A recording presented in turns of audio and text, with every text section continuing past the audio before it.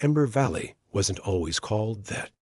Long before it was dotted with golden grasses and kissed by the winds of forgotten summers, it was just a narrow strip of earth between two hills restless and wild. The river that cut through it ran fast and deep, fed by the cold tears of the mountain. On the western ridge stood the crumbling village of Dalton, a place of dusty hands and weary smiles. Most people there worked the soil, lived quietly, and kept their hopes small enough to fit in their pockets. On the eastern hill, across the river, was the Black Hollow Forest, dense and dangerous, a place of legends, some true, some spoken only in whispers. And in this valley, our story begins. Our protagonist was a man named Elior. Not young, not old. Maybe 38. A blacksmith by trade, born with the hands of a worker, but the heart of a poet. His face was roughened by time and smoke, but his eyes, green and glassy, held a kind of fire that couldn't be taught. He lived with his daughter, Nora, just 9 years old. Her laughter could light a street. Her heart could lift a house.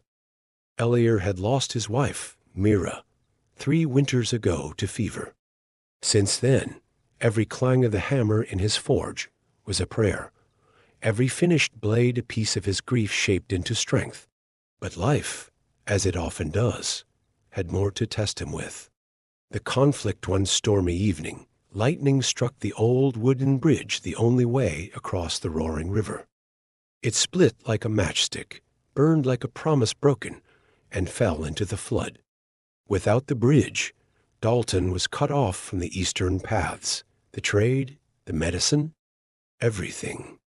Soon after, sickness returned to the valley, and Nora, bright-eyed Nora, was the first to fall ill. Elior tried everything: boiled herbs, old remedies, prayers. But the healer's hut and the medicine they needed were across that broken river, across the canyon, across the impossible. The villagers held a meeting, talked of waiting for aid, of rebuilding slowly, of hoping the fever would pass. But Elior didn't have time. The journey. That night, Elior stood at the edge of the shattered bridge, staring into the chasm as the wind howled like a warning. He could see the other side, see the outline of the forest beyond. He would go. He took what little rope he had, some iron nails, and tools from his forge. He began to build not a bridge, but a line. A single, dangerous, makeshift zip line from one cliff to the other. He worked through the night. His hands bled. His muscles screamed. But he didn't stop. When the sun rose, he tied the final knot and looked across the abyss. He was going.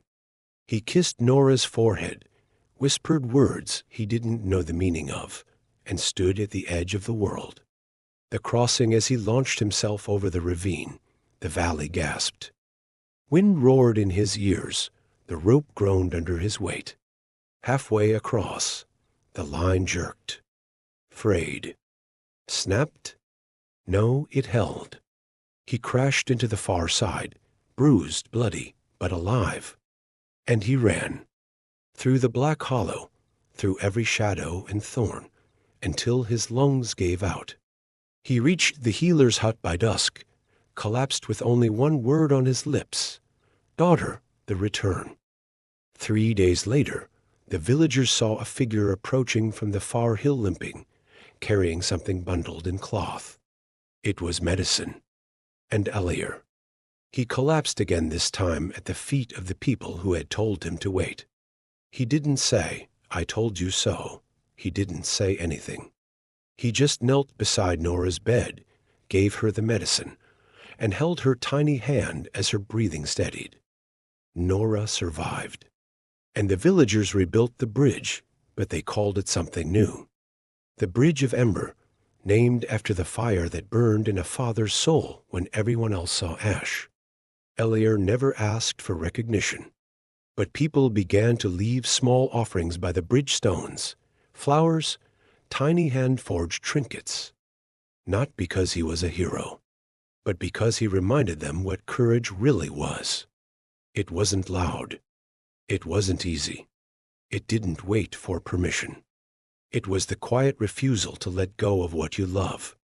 So if ever you find yourself at the edge of something broken, be it a bridge, a dream, or your own belief, remember Elior of Ember Valley. And build. Even if it's with shaking hands, even if you're alone, build. Because sometimes the only way across is through the fire.